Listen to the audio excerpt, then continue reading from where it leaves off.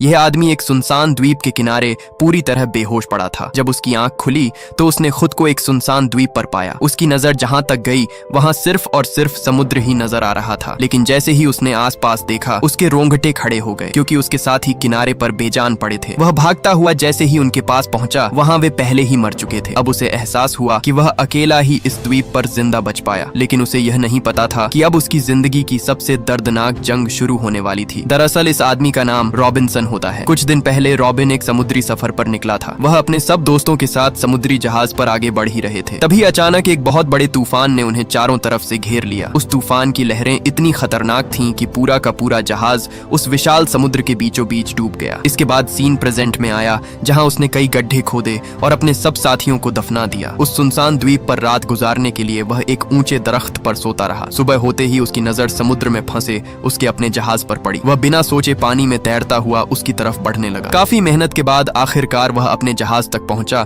और वहां से अपने जिंदा रहने के लिए जो जरूरी सामान उसे मिलता गया वह उसे जमा करता गया। जैसे ही वह जहाज के निचले हिस्से में पहुंचा वहां उसे किसी की अजीब सी आवाज सुनाई देने लगी। उसने तुरंत एक कुल्हाड़ी उठाई और जल्दी से दरवाजा तोड़ दिया। जैसे ही उसने दरवाजा खोला उसके सामने उसका अपना ही कुत्ता जैक खड़ा था। उसने अपने कुत्ते को साथ लिया और कुछ लकड़ियों से बेड़ा बनाकर जितना सामान उठा सकता था सब लेकर वह वापस किनारे की तरफ निकल पड़ा। अथक मेहनत के बाद आखिरकार वह उस किनारे तक पहुंच ही गया। आते ही उसने खाना खाकर अपना और जैक का पेट भर लिया। लेकिन यहाँ इस सुनसान जगह पर वह खाना उसके लिए कम पड़ने वाला था, क्योंकि वह खाना सिर्फ और सिर्फ 4 से 5 दिन का था। लेकिन अगर 4 से 5 दिन तक किसी करिश्मे की तरह कोई मदद उसके लिए आ गई तो उसकी खुशकिस्मती, नहीं तो वह यहाँ भूख से ही मरने वाला था। इसलिए वह जैक को अकेला ही छोड़कर खुद किसी आंधी की तरह दौड़ पड़ा, इस उम्मीद के साथ कि आगे यहाँ से बाहर निकलने का कोई रास्ता मिल जाएगा। घने जंगल को किसी गोली की तरह पार करते हुए वह उस द्वीप के दूसरे कोने तक जा पहुंचा। लेकिन जो नजारा उसके सामने था उसने उसकी सारी उम्मीदें तोड़ कर रख दी। दूर दूर तक उसके सामने सिर्फ और सिर्फ समुद्र का पानी था। चारों तरफ फैला पानी देखकर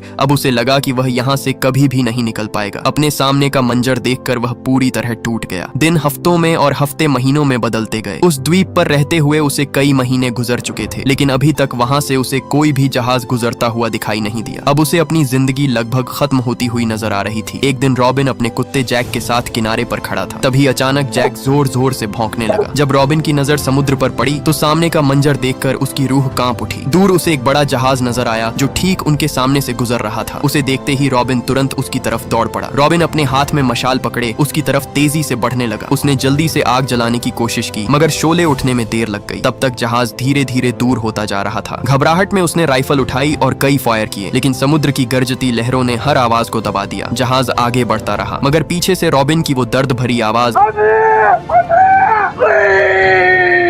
उस जहाज के करीब भी न जा सकी। वो जहाज भी रॉबिन की आखिरी उम्मीद था और अब वह भी उससे दूर जा रहा था। घबराहट में वह सीधा समुद्र में कूद पड़ा। रॉबिन पूरी ताकत से जहाज की तरफ बढ़ने लगा, लेकिन तेज लहरों के सामने उसकी एक न चली और वह उन लहरों के बीच वहीं का वहीं तैरता रहा। वो जहाज इतना दूर हो गया कि सिर्फ एक छोटा सा नुक्ता नजर आने लगा और फिर हमेशा के लिए गायब हो गया। थका हुआ रॉबिन वापस किनारे पर आ गिरा। उसकी उदासी देखकर उसका सबसे करीबी साथी जैक भी जोर जोर से वहां भौंकने लगा, जैसे वह भी अपनी जिंदगी की आखिरी उम्मीद हार चुका हो। रात भर वह आसमान की तरफ देखता रहा, मगर अब उसे बचने की कोई भी उम्मीद नजर नहीं आ रही थी। अब ज्यादा देर वह खुले आसमान में रह तो सकता नहीं था, इसलिए उसने उसी दिन कुछ लकड़ियां जमा करके धीरे धीरे अपने लिए एक छोटा सा ठिकाना तैयार करने लगा। काफी मेहनत के बाद आखिरकार उसने अपनी रात गुजारने के लिए एक आर्जी घर बना ही लिया। धीरे धीरे उसकी जिंदगी एक रूटीन में ढल गई। सुबह खाने की तलाश, दिन में घर और आसपास का काम, और शाम को समुद्र के किनारे जैक के साथ बैठकर दूर किसी मदद के आने का इंतजार करता। देखते ही देखते उसे वहाँ पूरे 6 साल गुजर गए। जैक भी हर पल उसकी जिंदगी का सबसे करीबी साथी बना रहता। जैक एक जानवर जरूर था, लेकिन कभी कभी एक छोटा सा साथी भी अकेले इंसान के लिए किसी करिश्मे से कम नहीं होता। रात जब वह सोता उसे अपनी पत्नी की खूब याद सताती। वह अंदर ही अंदर सोचता कि काश उस दिन वह अपनी पत्नी की बात मान लेता तो आज इस हाल में न होता। एक दिन जब वो दोनों समुद्र किनारे टहल रहे थे, अचानक रॉबिन की नजर रेत पर बने एक अजीब से पैर के निशान पर पड़ी। उस पैर के निशान को देखते ही उसे लगा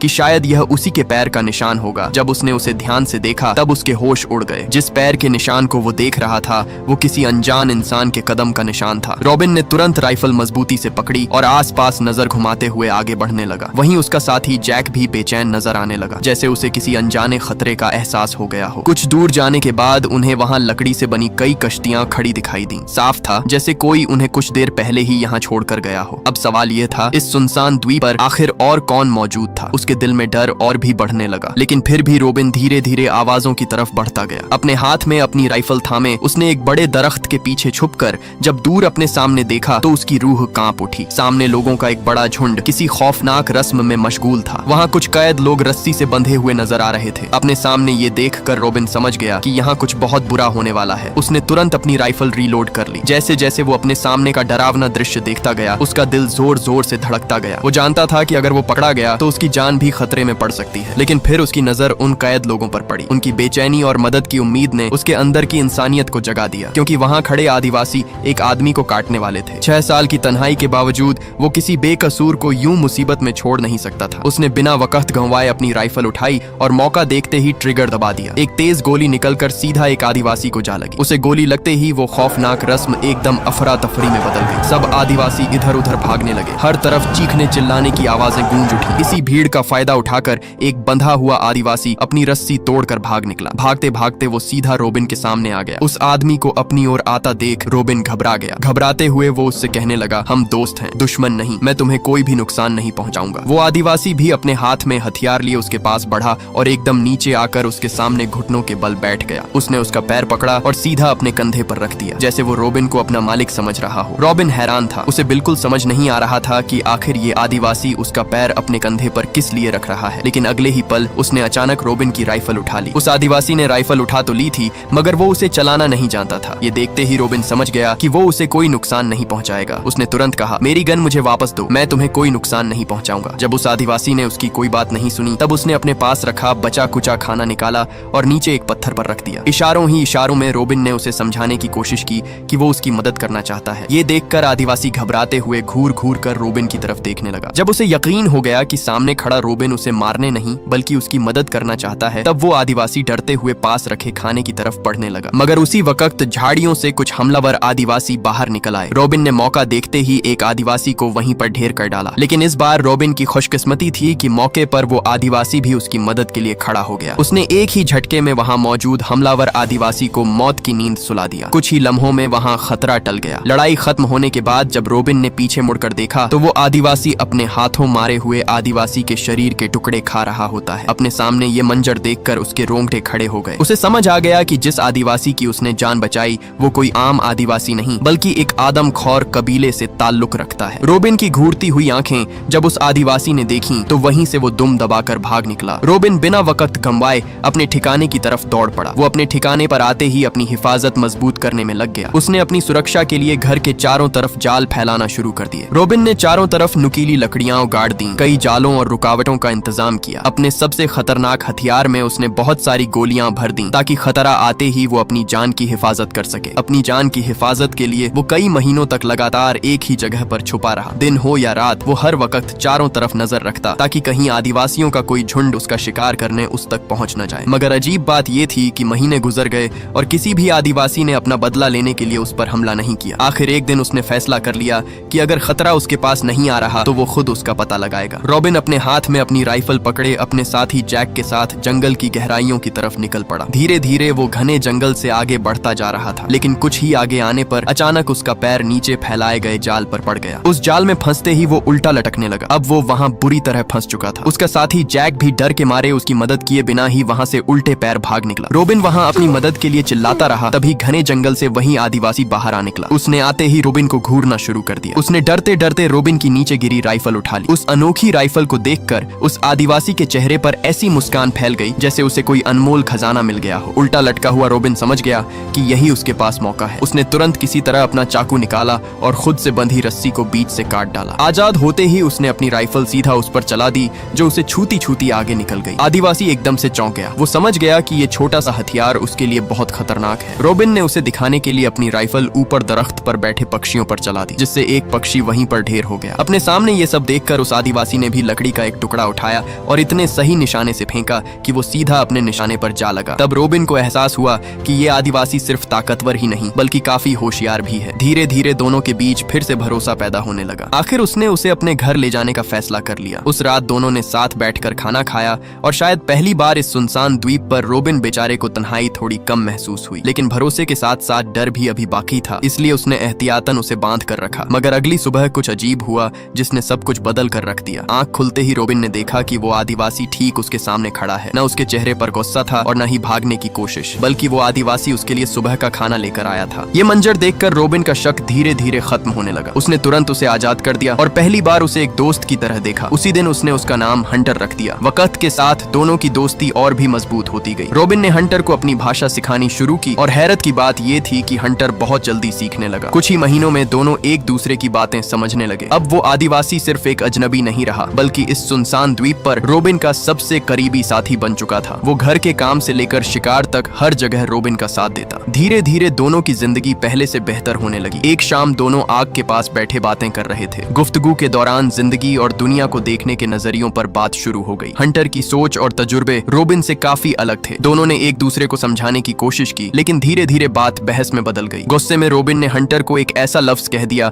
जो उसके दिल को लग गया। ये सुनते ही हंटर चुपचाप तुरंत वहां से चला गया। उस दिन के बाद दोनों के दरमियान पहले जैसी दोस्ती नहीं रही। एक ही द्वीप पर रहते हुए भी दोनों ने अलग अलग रास्ते चुन लिए। जब कभी सामना होता दोनों नजरें चुरा कर गुजर जाते। मगर वक्त के साथ रोबिन को एहसास होने लगा कि उसने गुस्से की वजह से अपने सबसे करीबी दोस्त को खुद से दूर कर दिया है। अब उसके दिल में सिर्फ एक ही चीज रह गई थी और वो था पछतावा। कई दिन सोचने के बाद वो अपने साथी हंटर को दोबारा से ढूंढने निकल पड़ा। जब हंटर द्वीप किनारे अकेला मिला तो रोबिन चुपचाप उसके पास गया और अपनी गलती पर माफी मांगने लगा। उसने वादा किया कि आगे से दोनों एक दूसरे की सोच का एहतराम करेंगे और दोस्ती को हर चीज से ऊपर रखेंगे। हंटर कुछ लम्हे खामोश रहा, फिर मुस्कुराकर उसकी माफी कबूल कर ली। उस एक पल ने दोनों को पहले से भी ज्यादा करीब कर दिया। अब दोनों फिर साथ वक्त गुजारने लगे। कभी समुद्र के किनारे घूमते, कभी शिकार करते और कभी हंस हंस कर पुराने गिले शिकवे भूल जाते। मगर एक दिन हंटर ने एक ऐसा राज बताया जिसने सब कुछ बदल दिया। उसने बताया कि उसने अपने कबीले के कुछ कानून तोड़े थे। इसी वजह से उसे सजा के तौर पर यहाँ भेजा गया था और क्योंकि रोबिन ने उसकी मदद की थी इसलिए अब किसी भी सूरत वो लोग उससे अपना बदला लेने के लिए उसे ढूंढने जरूर यहाँ आएंगे। ये खबर सुनते ही दोनों समझ गए कि खतरा अभी टला नहीं है, इसलिए उन्होंने पहले ही तैयारी शुरू कर दी। अगले पूरे 4 महीने दोनों ने अपनी हिफाजत के लिए जाल, रुकावटें और धमाकेदार फंदे तैयार करने में लगा दिए, क्योंकि उन्हें पता था कि अगला मुकाबला पहले से कहीं ज्यादा खतरनाक होने वाला है। एक दिन जब दोनों सुकून से बैठे थे, अचानक उन्हें ज्वालामुखी की तरफ से जोर जोर की गरज सुनाई देने लगी। दोनों तुरंत चौकन्ने हो गए। जब दोनों ने उसी गुफा की तरफ जाकर देखा तब वहाँ वही आदिवासी कबीले के लोग एक बार फिर से किसी इंसान की बलि की तैयारी कर रहे थे। उन्होंने अपनी तैयारी के मुताबिक फैलाए गए जाल पर आग लगा दी। आग लगते ही चिंगारियां जल उठीं और आग तेजी से गुफा की तरफ बढ़ने लगी। लेकिन उनकी बदकिस्मती कि उस आग को देखते ही उनका तीसरा साथी जैक उस आग के पीछे दौड़ पड़ा। रोबिन ने उसे जोर जोर से आवाजें लगाईं, लेकिन तब तक बहुत देर हो चुकी थी। तभी अचानक जोरदार धमाका हुआ और उसका सबसे वफादार साथी जैक हमेशा के लिए उससे बिछड़ गया। अपने सामने अपने साथी को दूर जाता देखकर वो अंदर से पूरी तरह टूट गया। यह सदमा इतना गहरा था कि रोबिन का दिल पूरी तरह टूट गया, लेकिन न चाहते हुए भी उसने जैक को जमीन में दफना दिया और काफी देर तक उसकी यादों में खोया रहा। सालों से उसका साथ देने वाला उसका वफादार साथी जैक हमेशा के लिए उससे बिछड़ गया, लेकिन मुश्किलें उनके लिए अभी खत्म नहीं हुई थी। हंटर ने उसे समझाया कि अगर कबीले को उसके जिंदा होने की खबर मिल गई तो वो उनका पीछा करते हुए यहाँ तक जरूर आएंगे। तब रोबिन ने एक नया प्लान बनाया। उसने कहा कि शायद अब वक्त आ गया है कि वो एक बड़ा बेड़ा बनाकर द्वीप से बाहर निकलने की कोशिश करें। लेकिन इस बात ने हंटर को परेशान कर दिया। हंटर इसलिए परेशान हुआ क्योंकि उसे लगा रोबिन उसे दोस्त नहीं बल्कि गुलाम बनाने की सोच रहा है। पुरानी गुलामी की बातें याद आने से उसको शक हो गया। इसलिए एक बार फिर से दोनों के दरमियान एक नई गलतफहमी जाग उठी और बात इतनी बढ़ गई कि हंटर फिर से उससे दूर हो गया। अब रोबिन एक बार फिर से तन्हा रह गया। उसने अकेले ही द्वीप छोड़ने की तैयारी शुरू कर दी। दिन रात की मेहनत के बाद धीरे धीरे एक बड़ा बेड़ा तैयार होने लगा। हर लकड़ी, हर रस्सी और हर गिरह में उसकी उम्मीद जुड़ी हुई थी। फिर एक दिन जब रोबिन अपने काम में मशगूल था, अचानक हंटर उसके सामने आ खड़ा हुआ। इस बार उसके चेहरे पर न गुस्सा था और न ही शिकवा। उसने मुस्कुराते हुए कहा कि वो अपने दोस्त का साथ देने के लिए तैयार है। यह सुनकर रोबिन को महसूस हुआ कि शायद उनकी दोस्ती हर गलतफहमी से ज्यादा मजबूत थी। हंटर ने अपने हाथों से बनाई हुई एक माला उसे यादगार के तौर पर दे दी और दोनों की दोस्ती फिर से पहले जैसी हो गई। लेकिन अगले ही दिन एक बहुत ही खतरनाक खतरनाक तूफान आ गया। तूफान इतना तेज था कि उन्हें वहां से हिलने का समय तक नहीं मिला। उन्होंने जैसे तैसे करके अपने सब जानवरों को तहखाने लगाया और अपनी बनाई गई कमजोर सी झोपड़ी में छुपकर पूरी रात उस भयंकर तूफान के थमने का इंतजार करते रहे। उस खतरनाक तूफान में उसका बनाया गया बेड़ा भी धीरे धीरे खुलने लगा और तभी अचानक वो बेड़ा फिसलते हुए सीधा पानी में जा गिरा। सुबह जब दोनों अपनी झोपड़ी से बाहर निकले तो पूरा द्वीप तबाह हो चुका था। हर तरफ टूटी हुई लकड़ियां और बिखरे हुए पेड़ पड़े थे। यही नहीं बल्कि उस खौफनाक तूफान में उनके सब जानवर भी मारे जा चुके थे। सबसे बड़ा सदमा यह था कि उनका बनाया हुआ बेड़ा भी सैलाब में बहकर गायब हो चुका था। लेकिन अब उनके पास समय बिल्कुल भी नहीं था, क्योंकि पूर्णिमा की रात धीरे धीरे उनके और भी करीब आती जा रही थी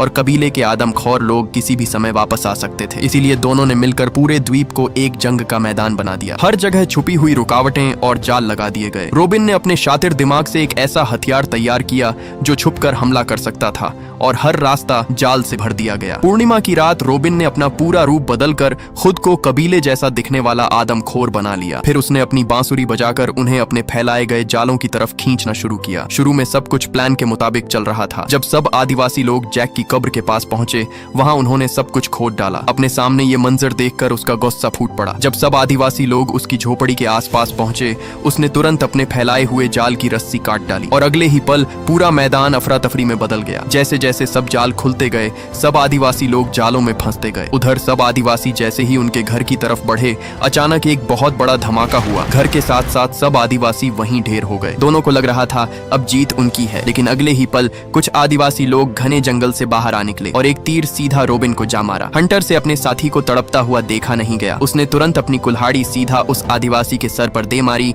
जिससे वो वहीं पर खत्म हो गया। उसने तुरंत उसकी छाती से तीर बाहर निकाला और जंगल की तरफ दौड़ पड़ा। उसने किसी तरह करके जंगल से कुछ जड़ी बूटियां ढूंढ निकाली और उसके जख्म भर दिए। मगर रोबिन की बदकिस्मती, पूरे 10 दिन गुजरने के बाद भी उसकी हालत बेहतर होने के बजाय और भी बिगड़ती गई। उसका जख्म इतना गहरा था कि उसके पूरे शरीर में इन्फेक्शन फैलता गया। अगर उसका जल्द ही जख्म ठीक न हुआ तो रोबिन की मौत पक्की है। लेकिन उसका साथी अब भी उसके साथ था। उसने फैसला किया कि वह रोबिन को अपने कबीले तक ले जाएगा। डर तो था, लेकिन उसे रोबिन की जान ज्यादा अजीज थी। वो तुरंत रोबिन को लेकर अपने कबीले की तरफ निकल पड़ा। जैसे ही वह वहां पहुंचे, दोनों को घेर लिया गया। वहां मौजूद सब आदिवासी लोगों को लगा रोबिन एक दुश्मन है, क्योंकि उनके कबीले पर कुछ लोग पहले भी हमला कर चुके थे और उस हमले में कई आदिवासी लोगों को पकड़ लिया गया था। इसलिए उन्हें लगा कि वो उनका दुश्मन है। मगर उसकी खुशकिस्मती ये थी कि कबीले के एक कानून के मुताबिक बीमार को मारना मना था, इसलिए उसका वहां इलाज शुरू कर दिया गया। मगर उस इलाज के पीछे उसके लिए एक खतरा भी था। उसी दिन फैसला किया गया कि जब रोबिन पूरी तरह ठीक हो जाएगा, उसे हंटर के साथ एक आखिरी मुकाबला करना होगा। उस मुकाबले में जो भी जीतेगा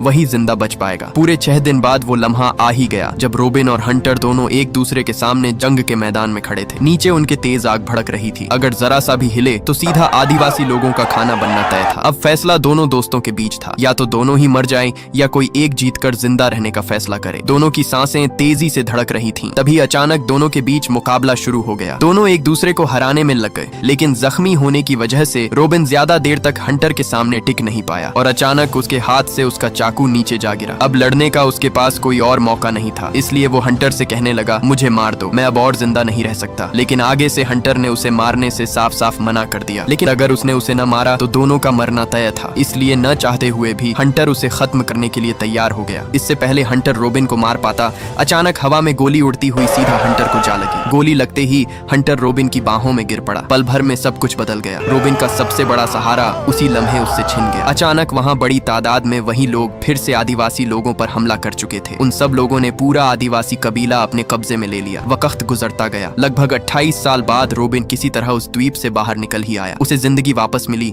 और दोबारा अपनी दुनिया में लौट आया। अपनी जिंदगी उसने दोबारा अपनी पत्नी के साथ बसा ली, लेकिन उसके दिल का एक हिस्सा हमेशा उसी द्वीप पर रह गया। आज भी जब वो आग के पास बैठता है तो उसे अपने सबसे वफादार साथी हंटर और जैक दोनों की याद सताती है। वो दोस्त जिसके साथ उसने जिंदगी के सबसे गहरे लम्हे गुजारे थे, हमेशा हमेशा के लिए उसके दिल में उसके साथी हंटर और जैक की यादें एक तस्वीर की तरह जिंदा रह गईं। और आखिरकार ये दर्द भरी कहानी यहीं पर खत्म हो जाती है। अगर ये वीडियो आपको अच्छी लगी तो इस वीडियो को लाइक और हमारे चैनल को सब्सक्राइब कीजिएगा।